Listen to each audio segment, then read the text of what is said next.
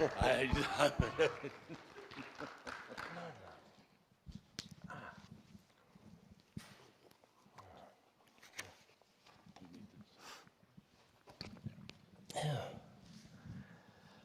I'm going to talk about the most basic thing, just the most basic thing today, but it's something everybody takes for granted. So Lord, I ask you to open eyes today, open hearts, and just let us go home not taking this for granted.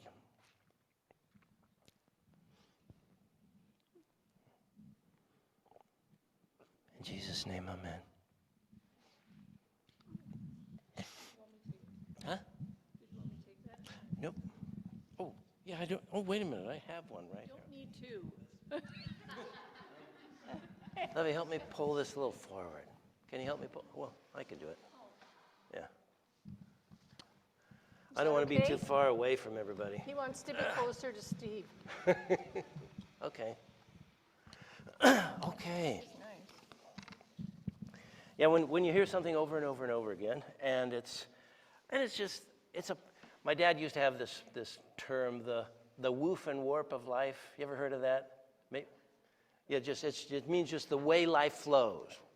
When you've heard something over and over again, and it's just the way life flows, you take it for granted. And what everybody takes for granted is that Christianity is a personal relationship with God. We have a friend, we met him last June. He recorded 13 half-hour TV shows with us on it to broadcast into Iran. They just started broadcasting this week, just yesterday. And it was on healing the hearts of our children. And his name is Kamran, and he came to America because he was tired of Islam. He was tired, it was dry. In Iran, people don't go to the mosque very much. The people are tired, they're tired of the Ayatollah, they're tired of the oppression. And it's not satisfying their hearts. And it is the fastest growing church in the whole world. Back in the 1980s, 1/5 of 1% of Iran was Christian. Today, it's about 15 to 20%. In a nation of, I think they have about 40 million people, something like that. And it's estimated that by the year 2050, they might become the first nation in the Middle East with a Christian majority. The people just, and you know, what they do is they watch TV by satellite, and that's their church, because they can't go to church, because that's against the law. And so they hide in their apartments, and they'll just have a little church of like a half a dozen people in somebody's living room, and the preaching is usually on satellite TV. And for a while, the government was confiscating the satellite dishes, but they just go out and buy new ones, and all the Muslims were buying them too, and now they've got these, if you look at a photograph, Kamran showed us photographs of apartment buildings in Tehran, and the whole thing is just coated with satellite dishes. You couldn't see any wall. Finally the government just gave up. And so about a third of these people who are watching Christian TV are Christians. The other 2/3 are Muslims. They're so hungry. And so he came to America. He got as far as Cyprus. And he was really discouraged because it takes forever to go through the legal processes to finally get over to America and become a citizen of the U.S. But Jesus appeared to him, and he didn't know who it was. I mean, he didn't know it was our Jesus. In the Quran, which is the Muslim Bible, so to speak, the Muslim holy book, in the Quran, it talks about Jesus. And the Quran even says he rose from the dead. Did you know that? But it says he's not God. He's just a lesser prophet, lower than Muhammad, which doesn't make any sense because Muhammad didn't rise from the dead. He's just a skeleton in the grave somewhere. So Jesus appeared to him, and he thought it was the Jesus of the Quran. Jesus appeared to him visibly. And you know, have you heard about that? That's happening everywhere in the Islamic world, right? There's millions of Muslims whom Jesus is just appearing to visibly. And Jesus appeared and said, I will help you get to America. And so he went to the whatever office it is, the consulate or whatever, where they work on the visa to get to America. And in 1 hour, I think it was 1 hour, wasn't it? They just had it done. And he got on a plane and went to America. 3 years later, long story short, he became a Christian. And he does not take for granted what we take for granted, which is personal relationship with Jesus. He doesn't take it for granted. He is just in love with Jesus more than anybody I've ever met.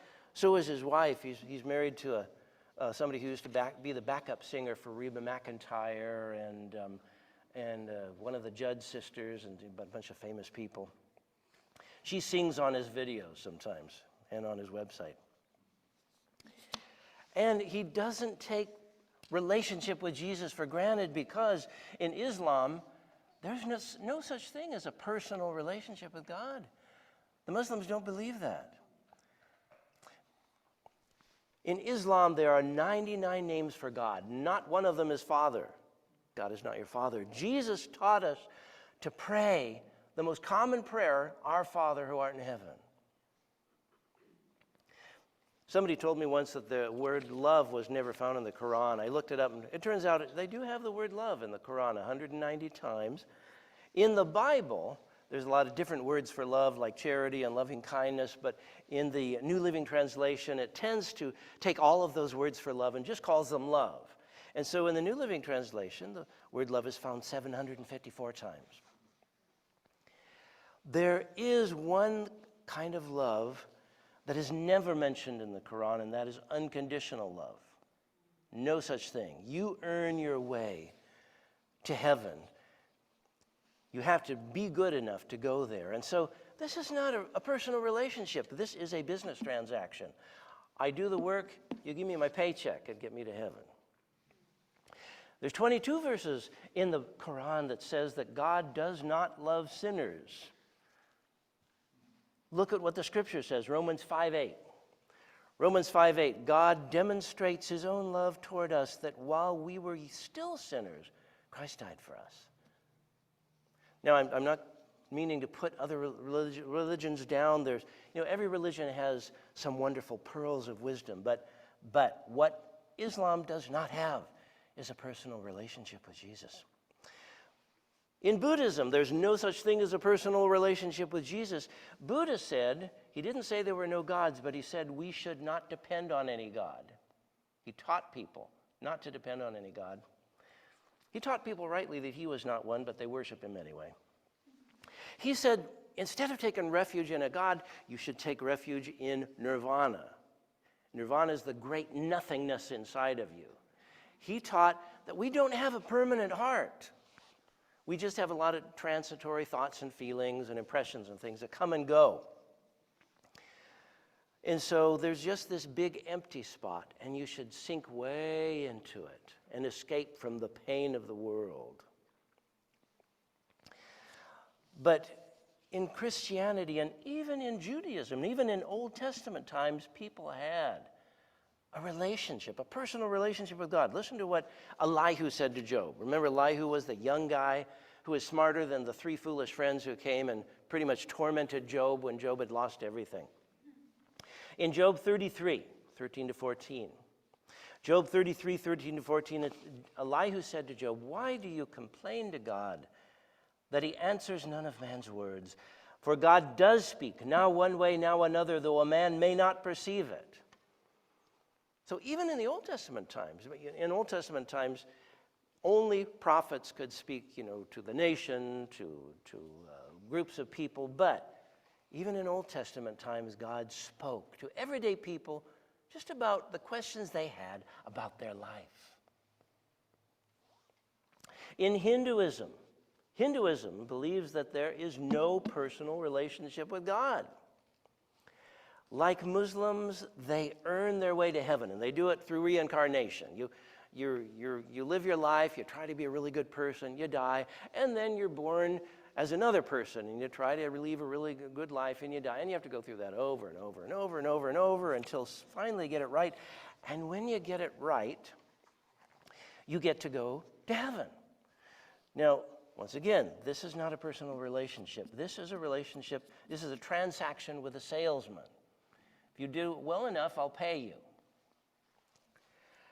And when you go to heaven, they don't believe in resurrection like we do. We are resurrected, and forever we are who we are in a relationship with God. But they believe that once you go to heaven, once you stop getting reincarnated, you just get reabsorbed into God, and there's no you. You're just part of God. There isn't any you anymore. Their hope is to not exist anymore. There's no hope for them in reincarnation. Years ago, I think it was back in the 70s or 80s, I read an article about something that was happening in India. A lot of people in this country think that the largest gathering in all history was Woodstock Rock Festival. There were 300,000 people. Not even close. The largest gathering in all of history was in India a few decades ago when 33 million people gathered at the Ganges. And you know what they gathered for? They believed that God dropped 3 drops of his essence there, and they all came to find it. So I want to show you what 3 drops looks like.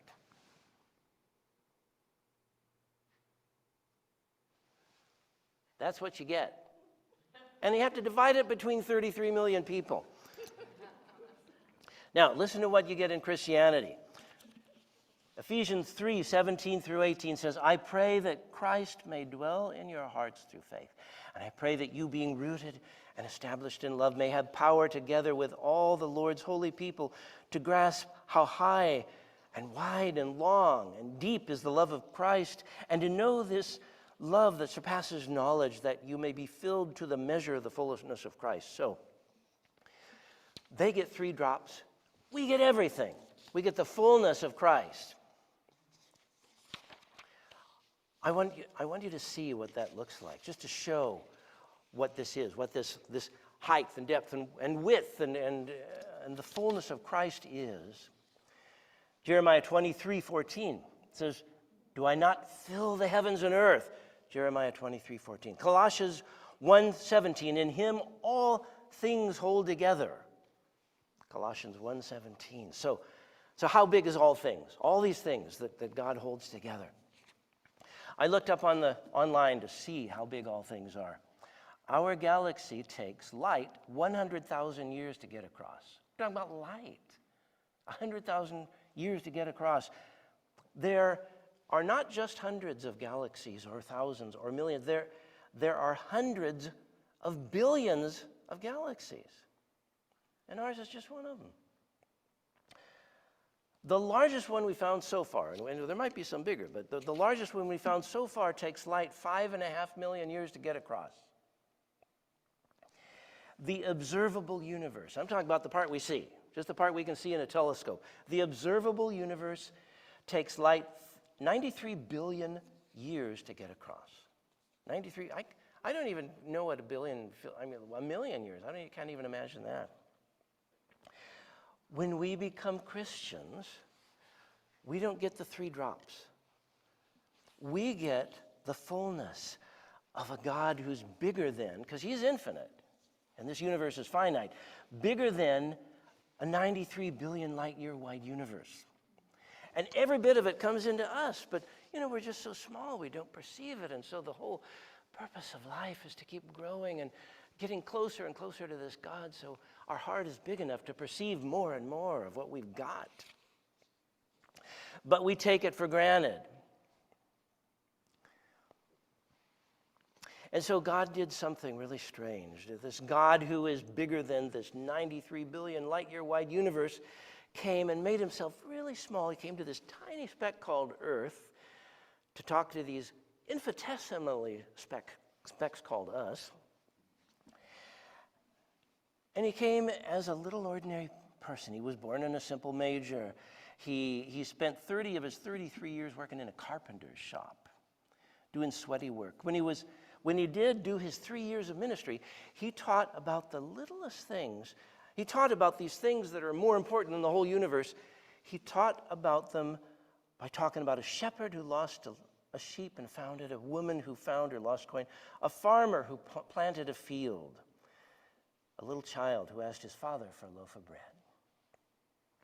And even by our standards, he made himself very small. People expected this great king who'd come and just conquer the Romans, rule with an iron fist. But he He made himself like one of us to show that the most important thing in this 93 billion light-year wide universe was for us to just have a relationship with him. Relationship was the biggest thing in this whole unbelievably huge universe. But we take it for granted. So God finds ways to wake us up to what's amazing about what we consider just ordinary. And just to show you what I mean, the Lord told me to share, I felt like he told me to share something from my life. But first, I'm going to share from a movie I watched back in 1999 with Val Kilmer. It was called At First Sight. Anybody saw that movie, At First Sight? Nobody saw it. It was. You might have forgotten it because you took for granted what it was talking about. But it was inspired by a true story about a man who went blind at 3. And anything before 3, you have barely any memory at all. So he really had almost no memory of sight. And he had an operation to restore his sight. And he realized that his girlfriend realized that, it's one thing to see again, but you have to learn to interpret it, what it means. And so he was standing out in the middle of the road, and this car was coming at him and getting closer and closer. And finally, she had to run out and jerk him out of the way. And why you were standing in front of the car? And he wasn't afraid. He was too fascinated with the fact that he was learning that when objects get bigger and bigger, it means they're getting closer to you. Now, he didn't know that because he'd never seen anything before. He had to learn that now that he saw it. And she realized, I've taken that for granted. I never realized that that's true, isn't it?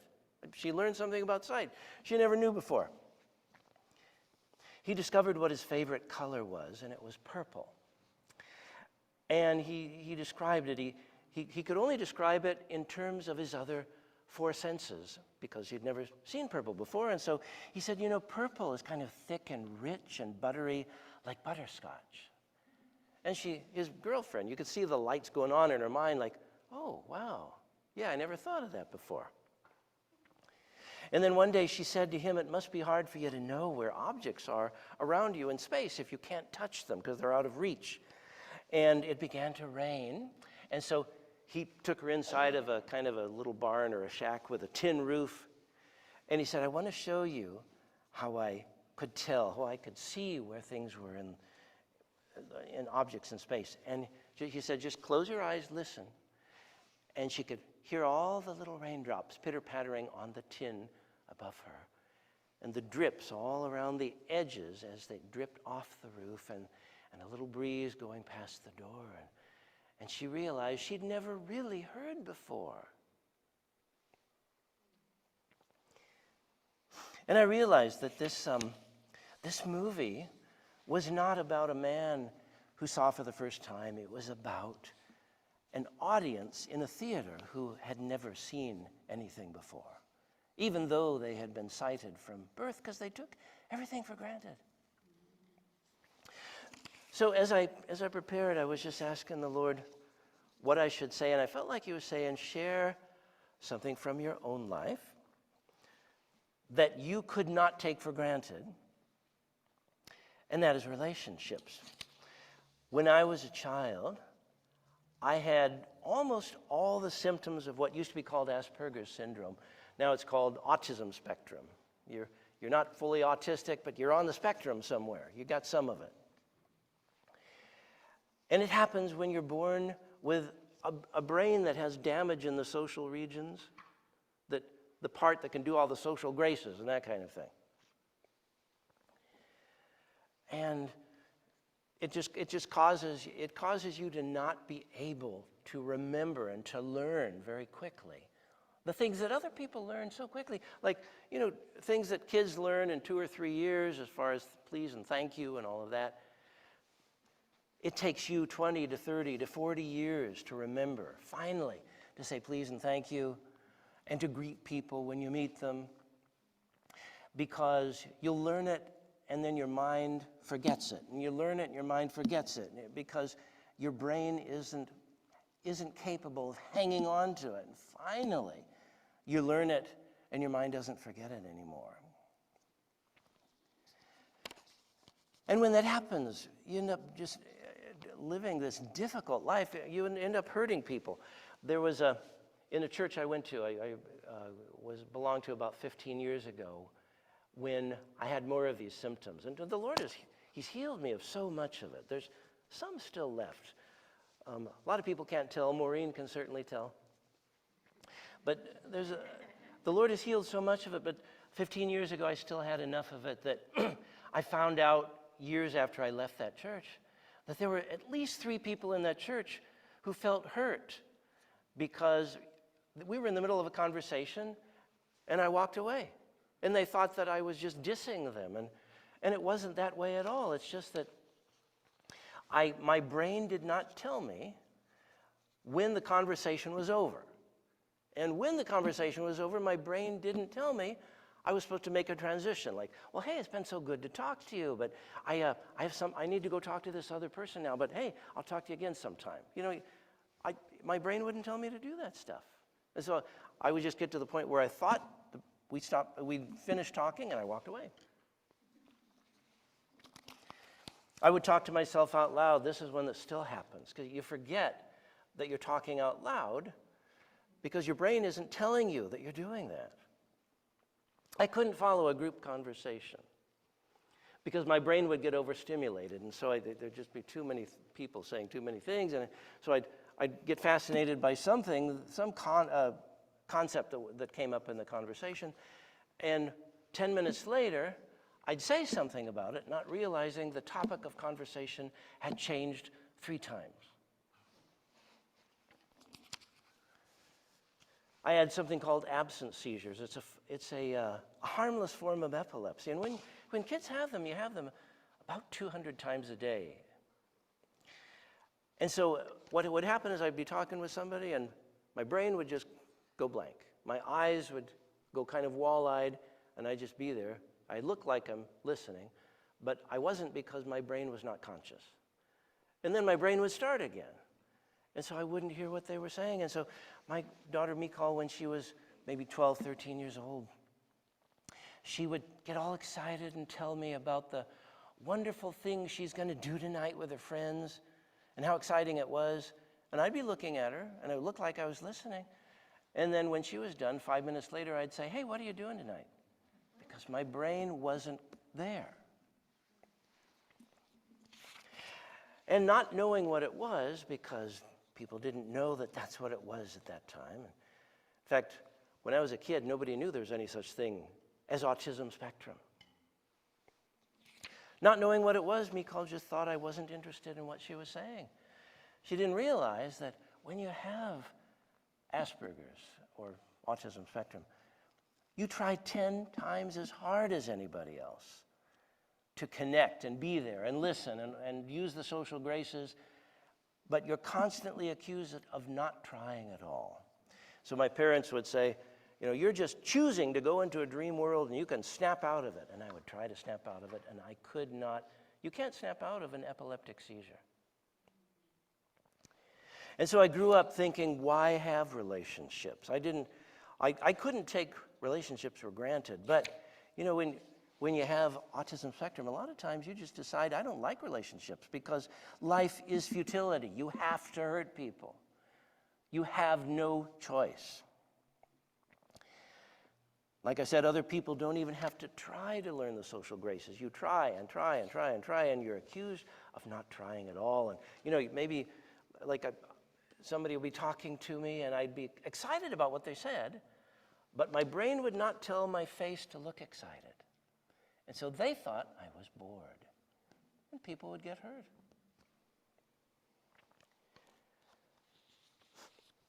And so relationships are nothing but pain. People with autism spectrum, they consider suicide 10 times as often as people who don't have it. And they commit it 3 times as often.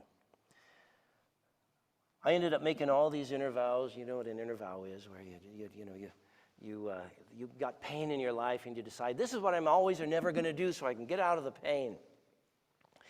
So I made inner vows like I'm not going to need relationships. I won't believe anybody could like me.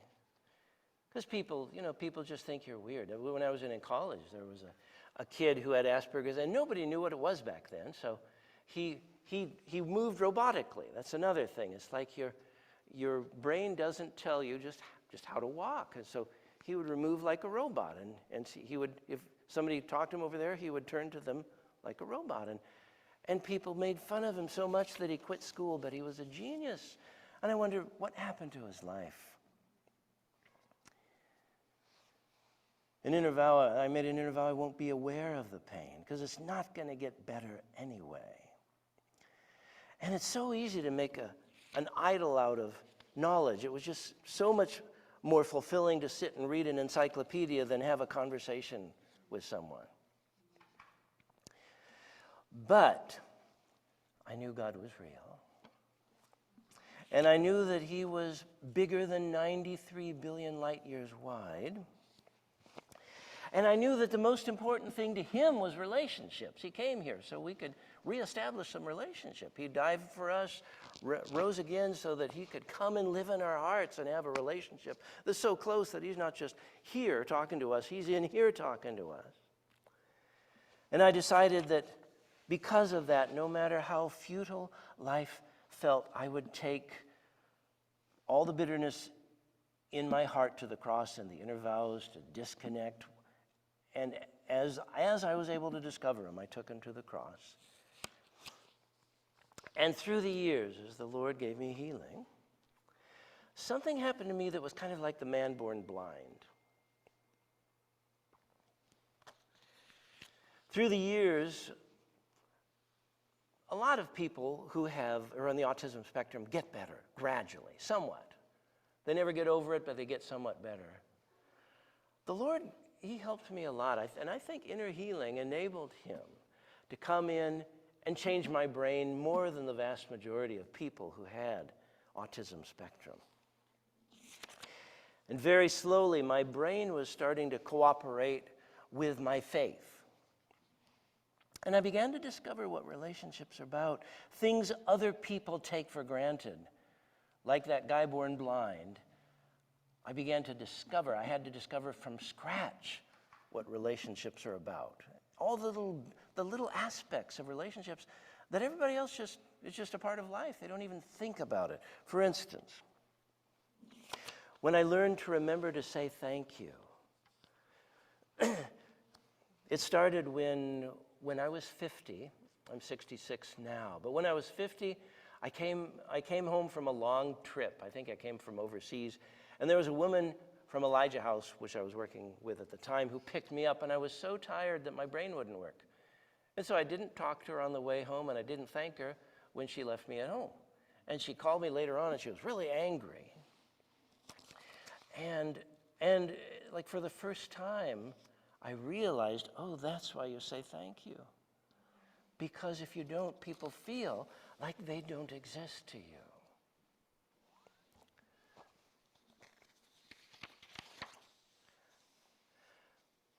When I was a kid, I didn't make eye contact. And this is true of people who have autism spectrum. They don't look you in the eye, they look you in the mouth. And they do that because the social region of their brain is not telling them that looking you in the eye establishes relationship. Instead, the logical part of their brain says it makes more sense to look at their mouth because then you can kind of lip read and you make sure you don't miss any of the words they're saying. And so my mom would get so angry. She'd say, look me in the eye when I'm talking. And I'd say, I am looking you. No, you're looking at my mouth. You need to look me in the eye. And her tone of voice made me not want to look her in the eye. But, I began to realize, well, this is something that all these people need. They all need me to look them in the eye. Why do they need that? How does it seems like it's so much more logical to look at them in the mouth. But so I began to look them in the eye. And, there was a part of me that didn't have autism. And that's my spirit. Your spirit isn't affected. It's your brain that is. And so I would look them in the eye and I think, yeah, that's different than looking in a person's mouth. With the mouth, you just see the skin, and the lips moving. But you look them in the eye, and it's like there's this pool of eternity you're looking into. And it's, even though it doesn't help you understand the words, it helps you understand something that comes with the words, this energy that goes between you when you're talking.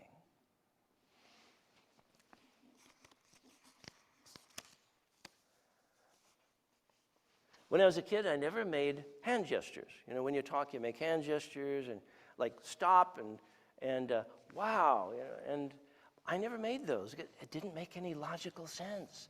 See, my brain was not telling me that hand gestures are needed as a part of communication. I thought, that doesn't make any sense. How does going like this help them understand my words? Can't they just hear my words and understand what I'm saying without going like this? But then somebody explained it. They said, you know, it's because when they see your hand gestures, that activates a different part of their brain. It doesn't help them understand the words, but it helps them understand it in another way. And so I started experimenting, you know, and when I did it, I thought, oh, what do you know? Like when I'm just going like this, it's just my mouth. But when I go like this, it's like there's something rising up from my heart and going way out into my fingertips. See, you never think of those things, do you? Right? When I was a kid, I spoke in a monotone. This is true of people with autism spectrum. They speak in a monotone because their brain isn't telling them to make their voice go up and down. And so I realized I was doing that, and I started trying to deliberately make my voice go up and down. And I thought, oh, yeah, it's kind of like, it makes it more interesting because instead of talking like this, like a robot, it's like I'm singing a song and I'm going up and down, and it's like a song. And it has a different feel to it. And it makes people feel what you're saying, right? And so the more I began to feel what relationships were like, the more I wanted to feel that from God's perspective. Because I thought, wow, God made this 95 billion light year wide universe and more. And in all of that unbelievable hugeness, the thing that he thought was most important was a relationship with people on this tiny speck. Gosh, there must be something glorious about relationship.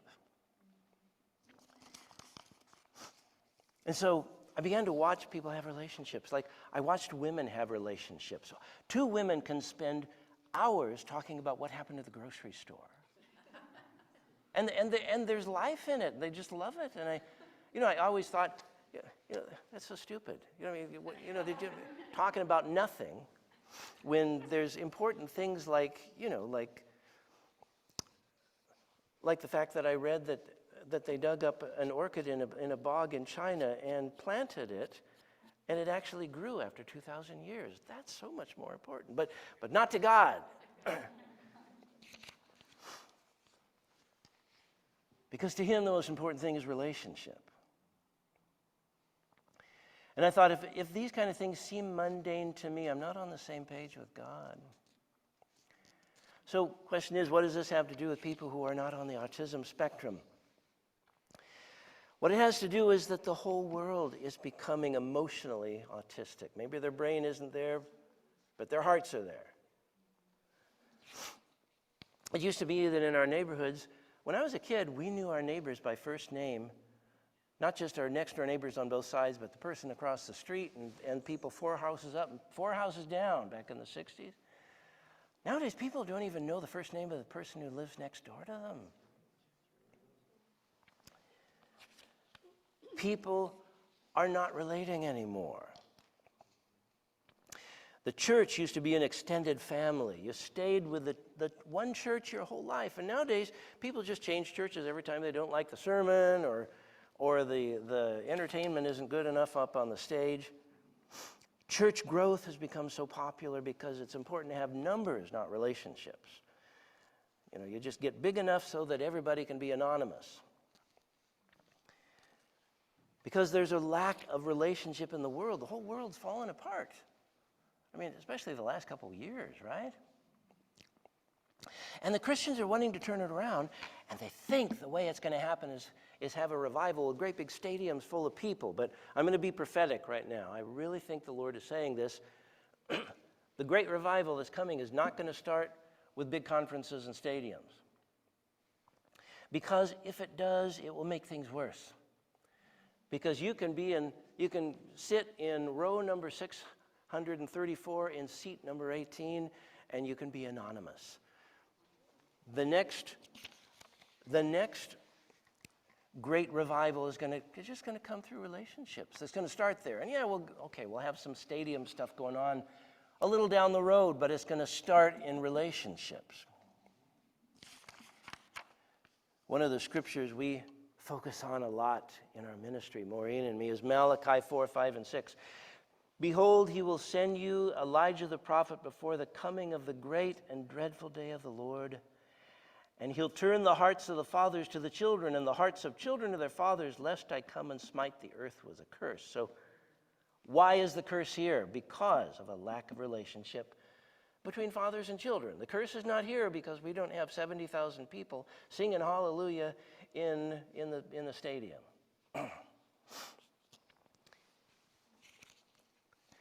You guys recently spent quite a good deal of time just in this church, just spending time with God in prayer, didn't you? Learning how to have relationship. And I was saying to Steve, has that helped you guys have a relationship with each other? And he and Pam said, yeah, I think so. You can't help but get more relationship with each other when you're having it with God. So I want to give you an assignment. I want you to, when I had all these symptoms of autism spectrum, I had to deliberately learn all the little bits of the pieces of what relationship is about. You need to learn the little things you've taken for granted. When you look somebody in the eyes and you see them gesturing, you hear that tone of voice and you feel that person's presence, just stop and feel the Holy Spirit flowing through that. That's one of the most important things in his universe. Those little things. What is your spirit feeling when you communicate with somebody? And ask God, where is relationship lacking in my life?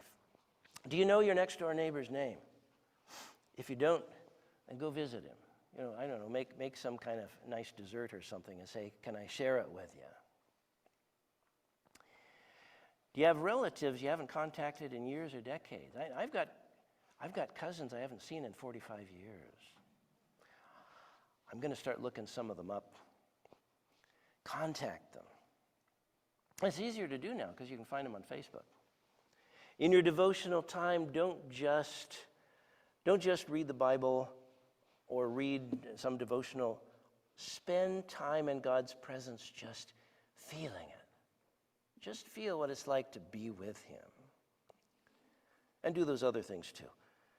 And of course, repent of all those inner vows you've made to disconnect from relationships. Because there's a reason why there's less and less relationship in our culture, because everybody's deciding it's too painful, and I'm just not going to need, I'm not going to share, I'm not going to feel. I don't want to be around people. If you do all these things, when the revival hits and you see healings and miracles and prophecies fulfilled, you won't make idols out of those things. Your heart will be so focused on what's important, and that's relationship. And that is what's going to make the revival be more than just you sitting in a big stadium in seat number 285 watching the show. Yeah.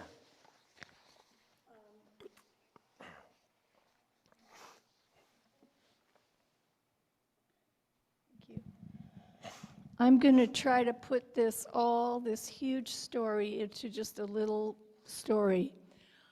Mark and I spent our whole lives together focused on our children because we were going through so much stuff personally, and we knew it was affecting our kids.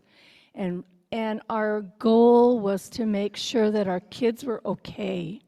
And so we spent many, many years floundering, apologizing, and doing all of those things.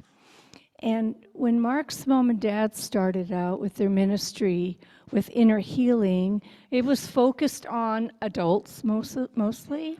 It was about many broken adults coming to them for inner healing. And of course, that shot out all over the world because it became a huge appeal to people because they were seeing real fruit in their lives for the first time. So we would kind of talk back and forth to each other and thinking, you know, when we get older, we want to be able to teach people how to bring inner healing to their children, which unbeknownst, we really had been doing that our whole lives. So what happened was when our kids got old enough, we started looking at them and looking at other children their age and thinking, how come we didn't have to teach you guys how to be moral? Or how come we didn't have to teach you guys all these things? We never told them not to have sex before marriage. We did not do that. But they didn't. They just We never chose never not to told do them it. not to have drugs, but they never took them. Anyway, my point in it all is not to say, oh, look what we did. It's to say that all of the mistakes we made along the way and all of the things we did with our kids, which we thought weren't that important, were so important.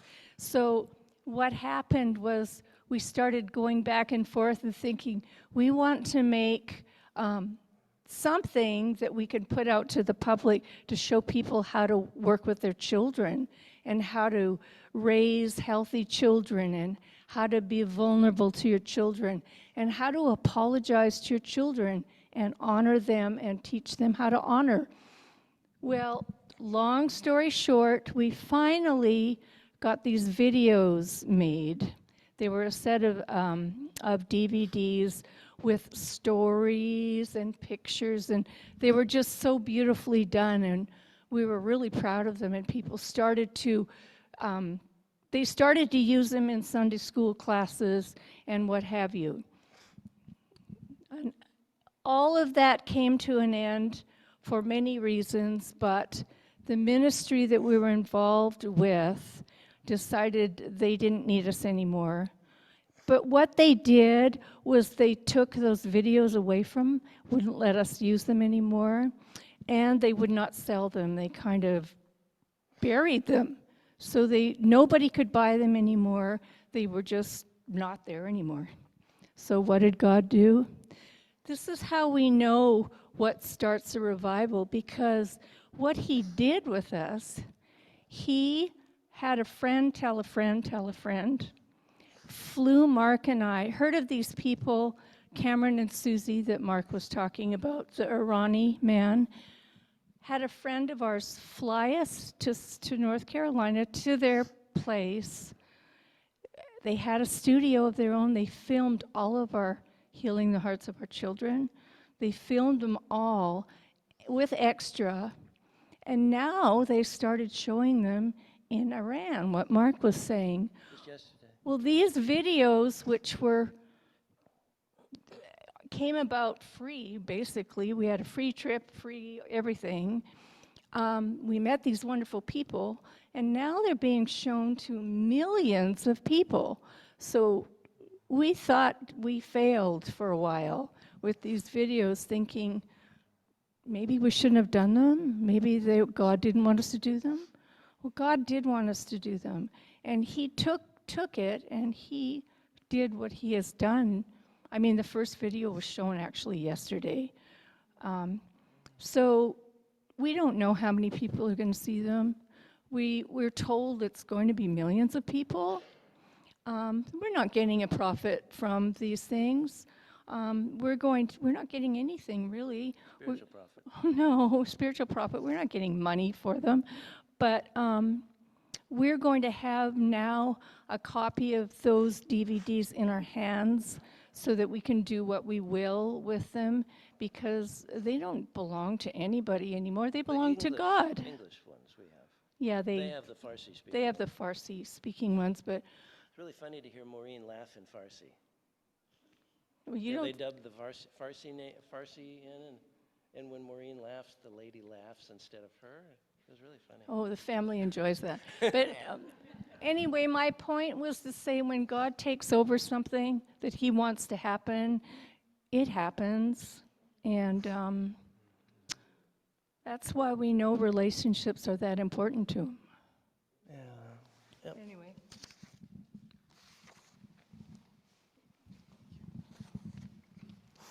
You're dismissed.